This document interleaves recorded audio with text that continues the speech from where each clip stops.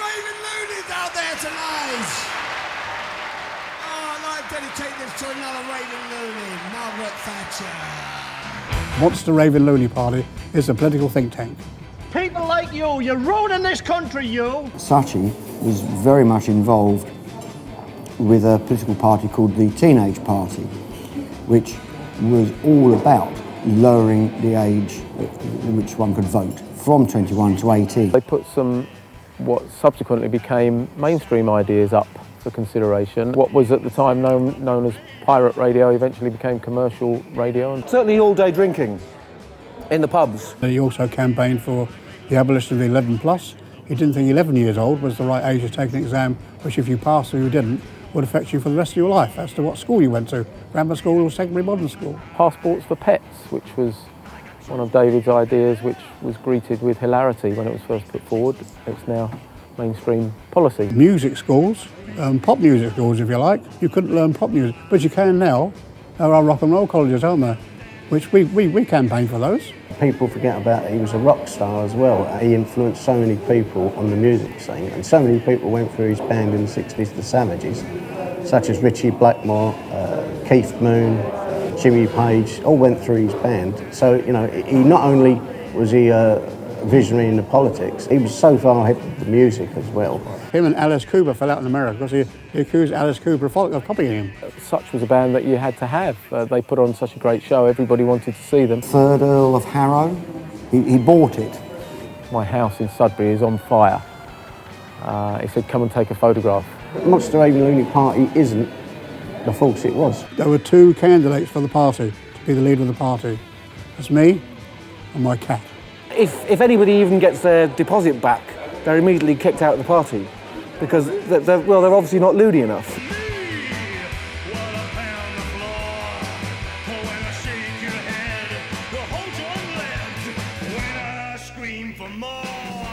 Sutch, Lord David. Official Looney.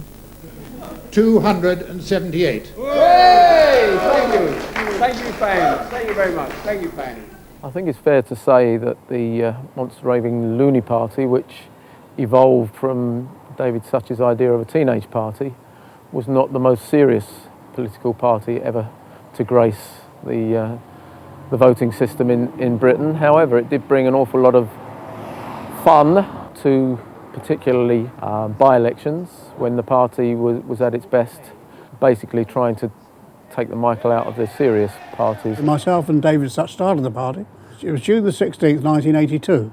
Now, the reason I remember that was because it was my birthday. He was the leader, I was the chairman, and my wife was the secretary, and that was about it. At the Golden Lion Hotel in Ashburton in Devon. These big political parties, they do like to look at our manifesto because they know somewhere on there there's going to be 2 or 3 things that are really worth doing. We are the political think tank.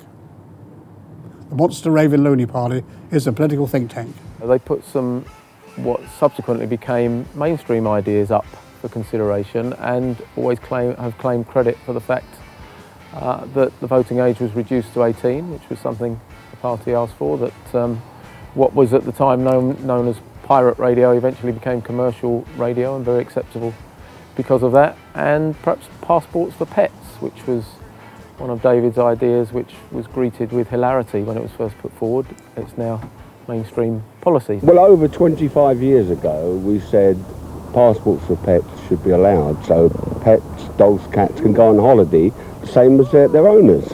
But over the years, we've campaigned and campaigned, and it's yet another one of our policies that has become law. Sutchy was very much involved with a political party called the Teenage Party, which was all about lowering the age at which one could vote from 21 to 18. Well, I went to Highton to stand against Harold Wilson in the general election and to get as much publicity as I could for my National Teenage Party. And as you see, we got some in one of these papers, some publicity here. The fundamental of it being that at 18, at that time, you could be called up for military service, compulsory military service, sent off somewhere across the world to kill or be killed, and you got no say in it. And Sutchy and the Teenage Party lobbied to bring about that change. Certainly all-day drinking in the pubs, before whenever that was, we were campaigning for years for all-day pub opening, basically, because it used to close in the afternoon, didn't it? Again, everyone thought, oh, bloody loonies, but 10, 15 years later, here we are. And he also campaigned for the abolition of the 11 plus. He didn't think 11 years old was the right age to take an exam, which if you passed or you didn't, would affect you for the rest of your life as to what school you went to, grammar school or secondary modern school. Music schools, pop music schools if you like, you couldn't learn pop music, but you can now. There are rock and roll colleges, aren't there? Which we campaigned for those.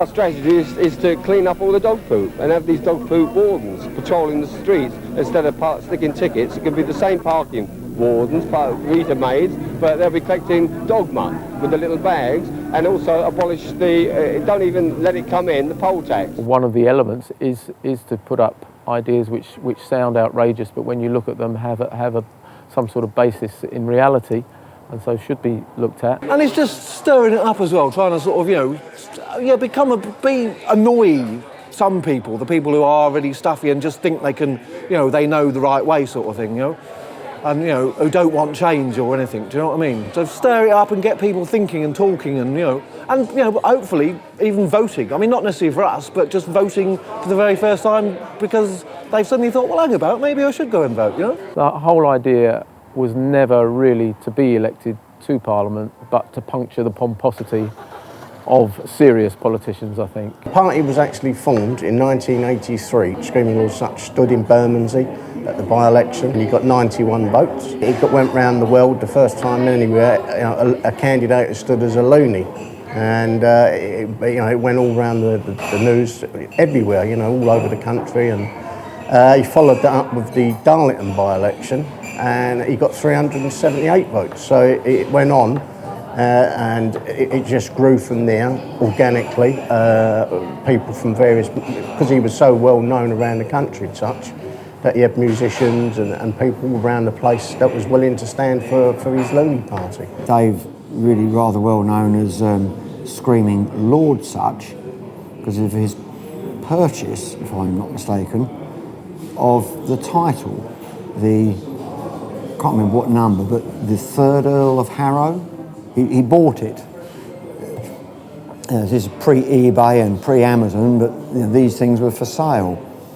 And people could trade in these, buy and sell these lordships. And Dave recognised that, and I think he was, again, kind of putting his two fingers up to what actually was going on. Effectively, what amounts to the sale of titles and peerages and whatnot, or as thank yous for people who've raised lots of money, etc. Sutch decided in 1964 there's some faults out at Whitstable, disused army faults, they're still there. And he went out there and he started up a pirate radio station called Radio Sutch. And it broadcast off of this Shivering Sands fault out 4 or 5 miles out at the Whitstable Bay. It's a thing that I've always been interested to do, have my own station, have my own programmes, play what you like, when you like, how you like. So obviously it wasn't going to come, the offer, so the thing is to make your own offers. So I said, well, how much would it cost? And we got together and discussed certain figures, wouldn't go over a certain amount. I said, well, I'm ready to have a bash. And this is Radio Sutch. Yes, Radio Sutch, Britain's first teenage radio station, coming to you from the abandoned gun towers on Shivering Sands. I first made contact with David Sutch when I was working on the local paper around here, his local paper, and in fact my local paper, so I was already aware of him. His stories would always fill pages in all of the editions, and perhaps his most famous one was when he rang me up one day and said, I've got a great story and picture for you. So I said, what's that, Dave? He said, well, my house in Sudbury is on fire. He said, come and take a photograph. So I said, well, by the time we get there, it's about 25 minutes, half an hour from our office. I said, the fire will be out. And he said, no, it won't. I said, why is that? He said, I haven't called the fire brigade. I said, I'll wait till you get here. And so I didn't quite believe him, but I grabbed the photographer off. We drove pell-mell down there. I got to his house, and there he was, as we got there, standing outside with a bucket of water and a ladder. There were a couple of rather anxious neighbours looking, because this was an alternative property he had near Wembley. Went up the ladder with the bucket of water, said, right, get me trying to put the fire out. We took the pictures, then he called the fire brigade. That was David Sutch. It was more important for him to get the story in the paper than it was to worry about his house burning down. I first met Screaming Lord Sutch maybe in 1959, 1960 at the Etching Court Ballroom in Camberley in Surrey. David Sutch, as David Sutch, to say, was a very, very visual act. He could only do maybe 2 40-minute spots. But there had to be somebody else on as well to fill in the gaps. And myself and a couple of other singers used to be the other act that used to go out with David Sutch and the Savages to be the other singer on those shows. That's how we met. He was nothing like his stage persona. On stage you saw this wild man of rock and roll jumping around, screaming, and off stage, away from all that, he was a very quiet, very caring person, never smoked, never drank, always had time for people. Well, everybody thought he was a bit of a tearaway. He was as quiet as they come. He was a very, very, very quiet man. Didn't drink, didn't smoke. If you swore in front of him, he'd tell you off. He was everything. Everybody thought he was. He wasn't. Just an ordinary, likeable bloke. It was all a big act.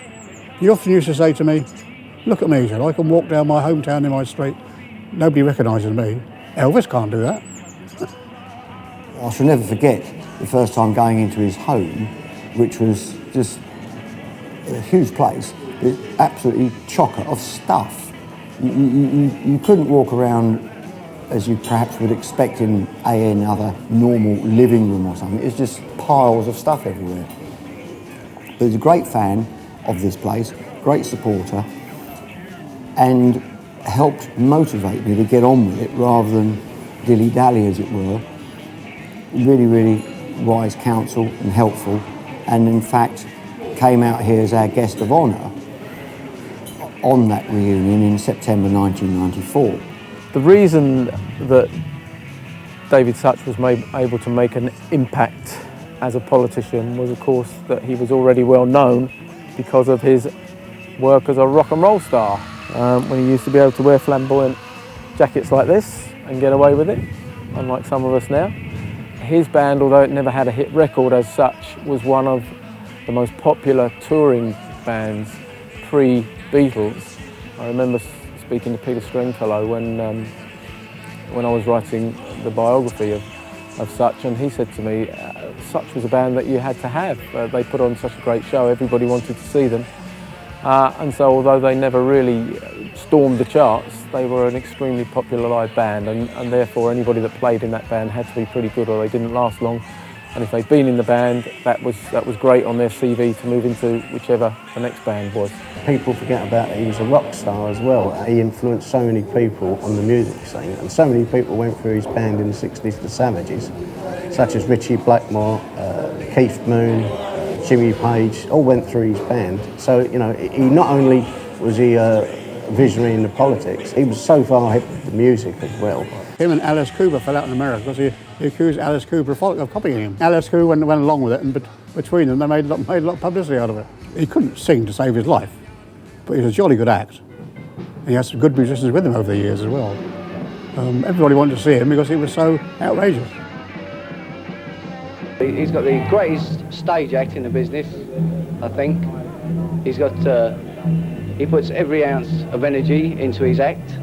He's a very great entertainer. He lost his father at a very, when he was just a babe in arms, so he never knew his father. He was very close to his mother, but he was driven by the need for publicity, which I suspect by the time he'd reached the end of his 50s, he was just coming up to 60, had begun to weigh him down somewhat, and you could see the ultimate act by which he took his own life as just his acceptance that there was no way that he could ever really separate himself from his alter ego of Screaming Lord Sutch, and he just wanted by then to be David Sutch. He passed away by his own hands, and that gives rise to all sorts of questions, because clearly there were issues beyond that were there that were tormenting and torturing him. We started the party on June the 16th, 1982. He was found dead on June the 16th, 1999. It would never have crossed his mind. Sheer coincidence. And now here he is with his mum, and perhaps his mum ultimately was always his best friend anyway, so they're together for eternity now. In 2011, I decided that I wanted to get a blue plaque, some sort of a plaque in memory of Sutch. And I got in contact with a good friend of mine, Graham Sharp at William Hill, who sponsored the Looney Party for a while. William Hill put some money up towards it. The blue plaque people agreed to it.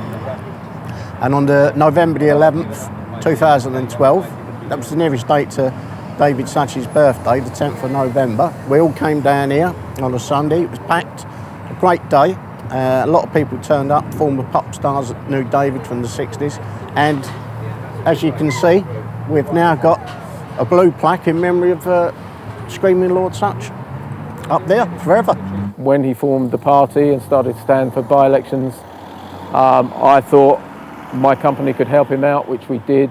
He used to hold press conferences in our betting shops. We used to offer odds about how many votes he'd get, whether he'd ever win a seat, and in fact he got into the Guinness Book of Records by dint of placing a bet at the longest odds ever quoted of 15 million to 1 that he would ultimately become Prime Minister. Not that it really gave us any great worry about having to pay out £150 million.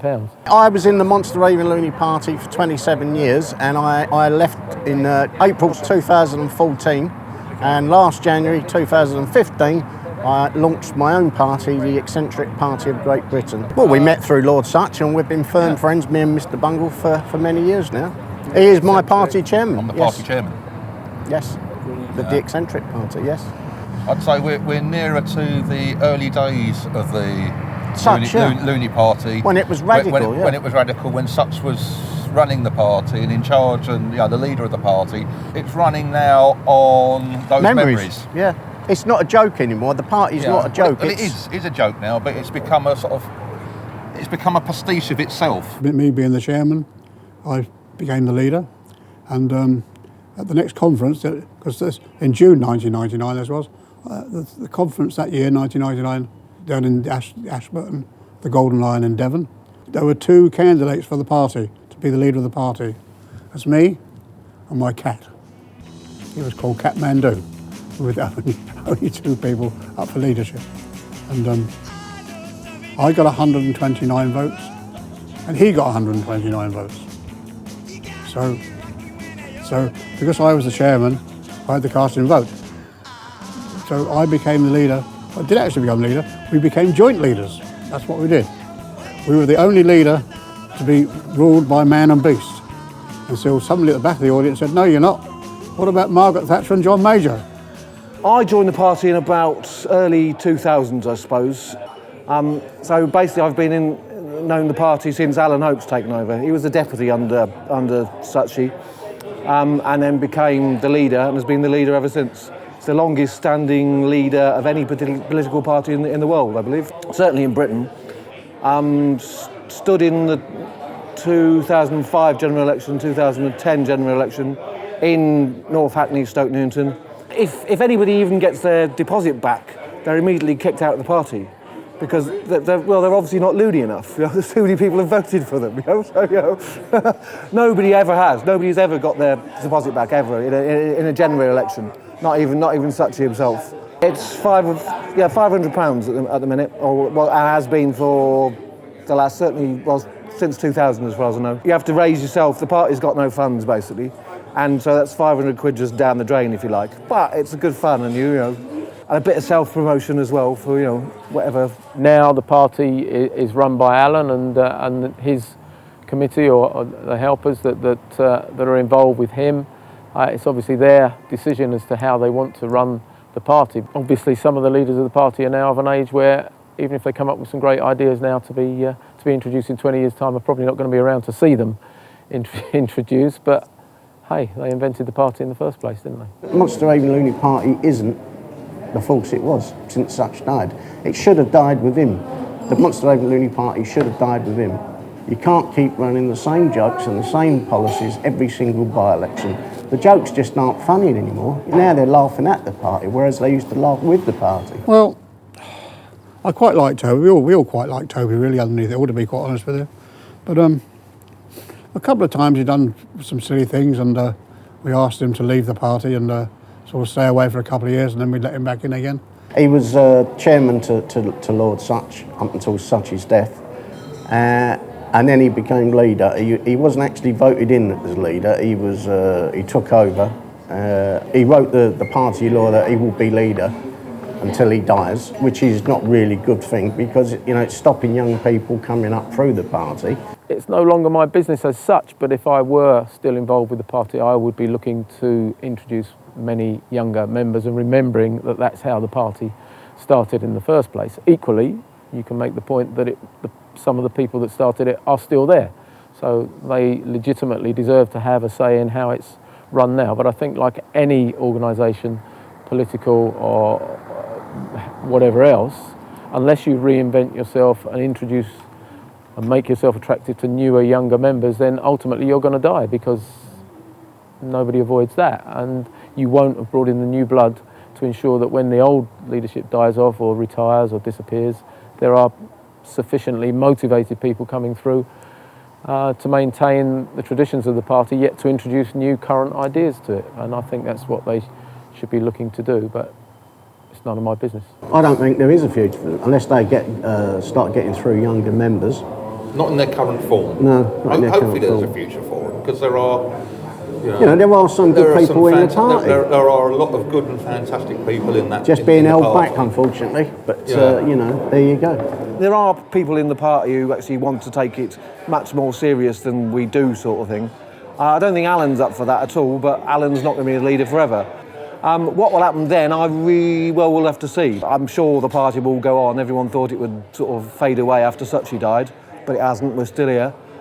Who will become the leader? No one knows at the minute. There are a number of people who sort of would be quite good at it, but probably don't want to do it. So I don't know. We'll have to see. The first cabinet reshuffle. Come and shuffle along a bit. There we go, all right? I would suggest that yes, there is still a role for them on the national scene, and of course the conventional media is aware of the party and will often use them as a little bit of light relief, as it were. So they will still get coverage that way, but I've always thought they should be looking at reinventing themselves at grassroots level. Well, I would say to anybody who wants to join us, come and join us, because if you're fed up with the way things are going, then we are the party. Like, for instance, many people often say to me, "Oh, you're bound to get some votes. The teenagers will vote for you." Teenagers don't vote for us, it's the older people, as I said, who've heard it all before, seen it all before, and still don't believe it. Now, you ask a teenager on the street who he's going to vote for, maybe 16, 17, he'll tell you, Labour, Conservative, Liberal, and he'll tell you why, because he thinks he knows all the answers. But when he grows older, he'll become a member of the Raving Loony party. People like you're ruining this country, you! What do you think of Screaming Lord Sutch, the entertainer? Well, the one who tried to put up as an MP? Yes. Very little. You don't think much of him? No, very little. What do you think of his records? I've heard some of those. They're far better than his spoken word and his mentality would suggest, I think. I think he's ghastly now. Oh, have you actually seen him on television? No, I've neither seen him nor heard him. Oh, thank you, sir. Good night!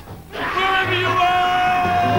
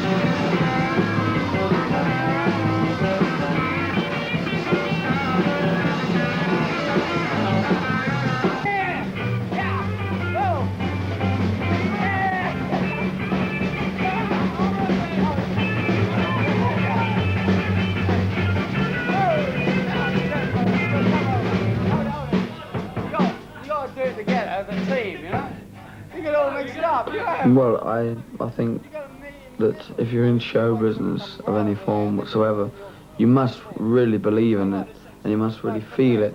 Otherwise, the public themselves can tell. oh, he's just in it for money, or he doesn't really like doing it. It stands out like a sore thumb.